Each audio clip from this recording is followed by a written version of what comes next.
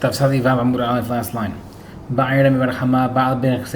husband who has his wife's milog property, the property that she brought into the marriage. Sho'el have or secher have. Is he considered a borrower or renter? Yani, would he be a hayav if it gets damaged by an accident, like a borrower, or be patur like a renter? The says, because of how quickly he thinks, Rabbi Barhama made a mistake. Why? Manashach. What are you talking about? Ishu al is considered borrower. She'ela ba'alim he is considered borrowing with the owner. He patur. Isu kher habi is considered renter. Sechil ba'alim he. This is not a case of renting with the owner as well. You'd be patur as well. So therefore, you'd be patur no matter what. He's working with the owner, literally, because his wife is the owner. No, we said let's explain how the question is a legit question. Where the guy rented the cow from the woman before they married, then he married her. Is he considered borrowing it from her, or is he now considered renting? So maybe he's considered a borrower, and now that they got married, it's considered now he's borrowing with the owner. That cancels the original renting before they had gotten married, and therefore they're not together. Or Dilmar maybe Socher is considered renting, and therefore the original renting is still considered renting now, and nothing changes. He'd be chayav. What's the difference? Why would we say by borrower is considered borrowing with the owner, and that cancels the original renting? So the same thing should be applying by the renting. Take out the renting of the initial. Now it can, which with the new renting with the owner, now that they got married, she'll replace the old renting without the owner before they got married, just like borrowing did. Re-explaining the question. The woman was renting a cow from someone else before they got married. And then they married her. Will hold a borrower who borrowed it from someone who's renting the cow, right? So someone's renting a cow and then someone borrowed it from the renter. So that opinion holds that the borrower pays damages to the renter if it died of natural causes. And the renter would be patur. He actually keeps the money. That's not a question. Because this is considered borrowing with the owner, to be patur. Where the question? Who holds the cow should be returned to the original owner, which means that the borrower's hayab goes straight to the original owner and he has to pay him directly, and the renter is patur completely. So, what's the halacha? Would the husband be considered a borrower, and then if something happens, he has to pay? Or is considered a renter, or socher habi is considered a renter and he be patur. Neither. Is considered a buyer, a purchaser, and therefore he's patur from these type of mistakes. How do we know that a husband with his wife's property is considered a purchaser? Because if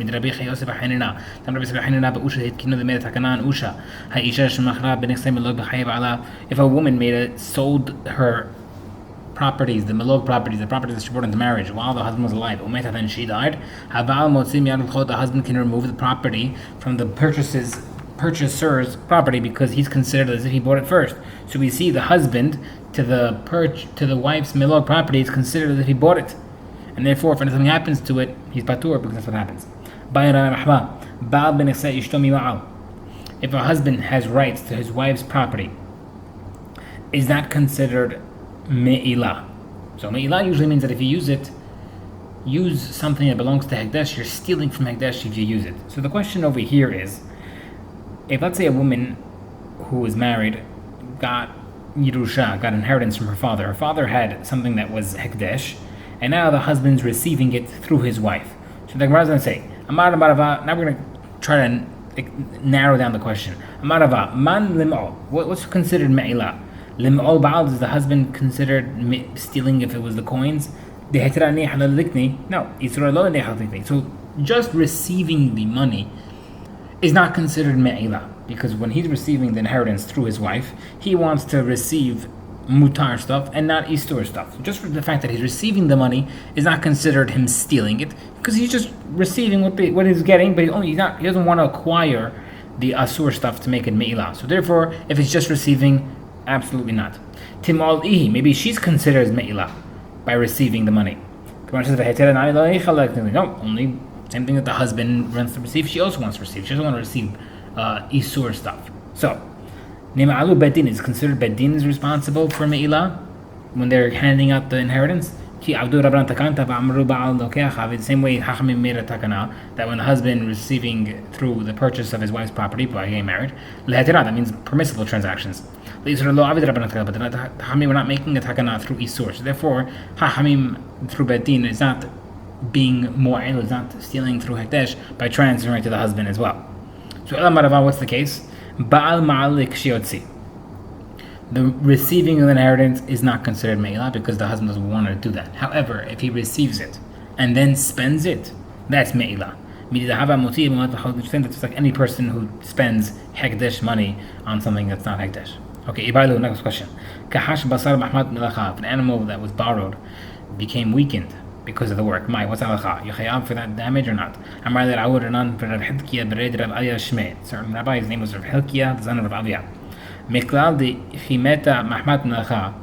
Sounds like that if you're telling me that you should be chayav because of the weakening, it sounds like you should be mechayev if the animal died naturally as well.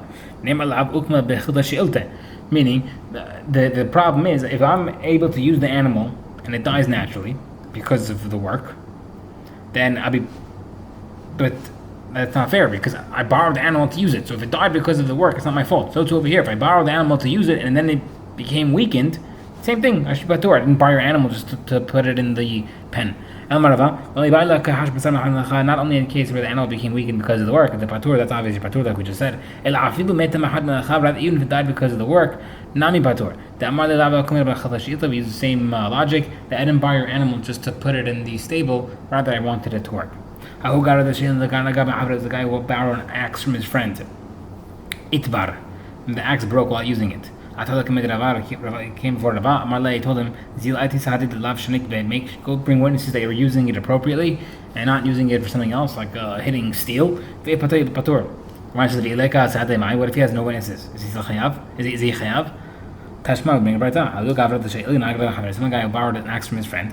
It broke.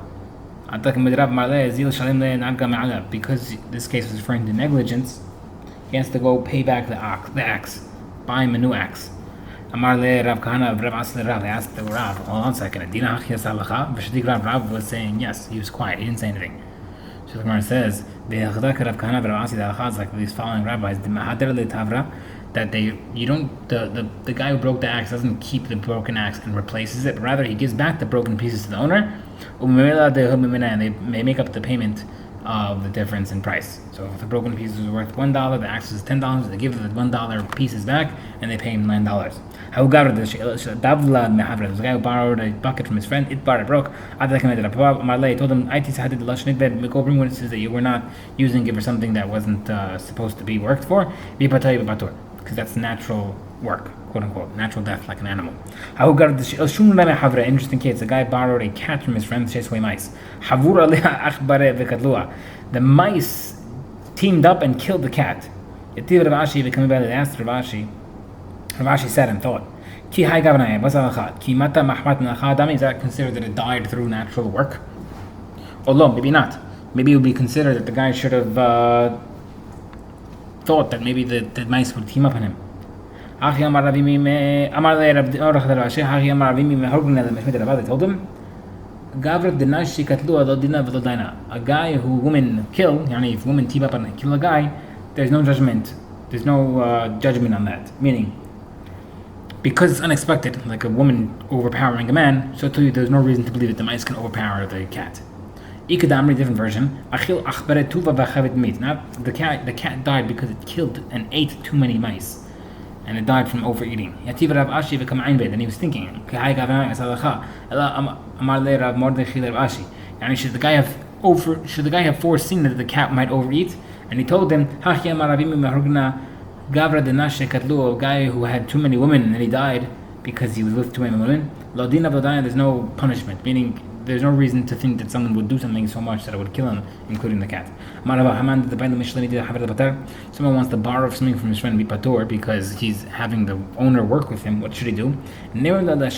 Go before borrowing it, saying, hey, can you bring me water? That's considered borrowing with the owner, be there, and therefore Bipator. But if the owner is smart, maybe tell him, go borrow the animal first, then I'll give you the water. Right? So therefore that he'll borrow the animal first without me working for him, and then he'll be chayav because I wasn't in his service when he borrowed it. So to me, I wouldn't lend it to him if he's trying to get out of it. Okay, regarding a teacher of children, a gardener, or a butcher, the umarna safaramata, or a guy who's in charge of bloodletting, or a town barber, all these people are considered city workers. Kulu be'aidan avitahu, these people are considered that they're lending their property time of work because they have to be there. Therefore they're considered like borrowing with the owner, and therefore they'll be patur at all times. The Hachamim of Rava of his Rava's Bet Midrash told Rava, She'ilan more, you considered working, borrowing, are lent to us. Yani we're borrowing you.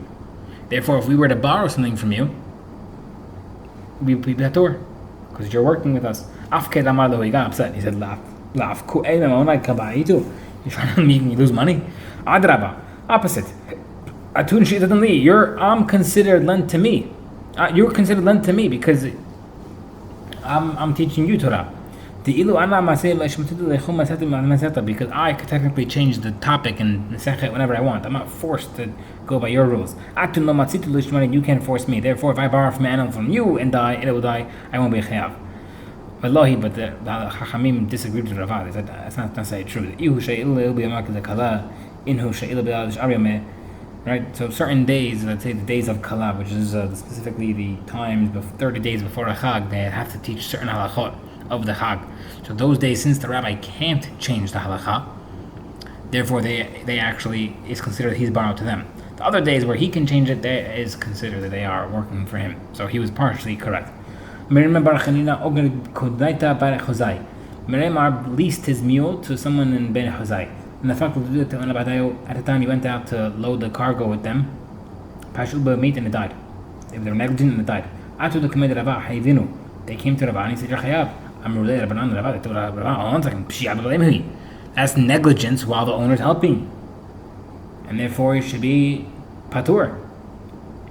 If he got embarrassed that he said it, seemingly he was wrong. However, it ended up being, it was revealed, he didn't actually help them to assist them, he actually just went out to observe, to supervise. Therefore, it wasn't considered working with them, and therefore they were chayav, and Rava was right.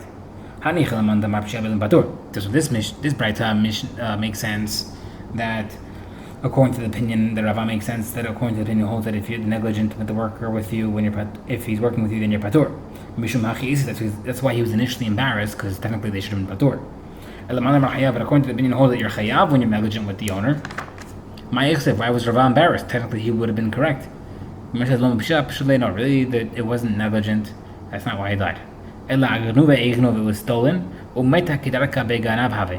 And later they found out that it was died naturally in the thief's property. The renters came to Rava and he said, that's thieving when the animal was there, the owner was there, and therefore he should be patur because the owner was there. Then he was embarrassed.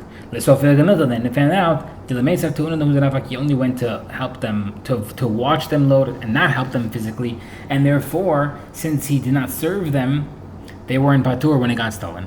And therefore, Rava was corrected. They were chayav.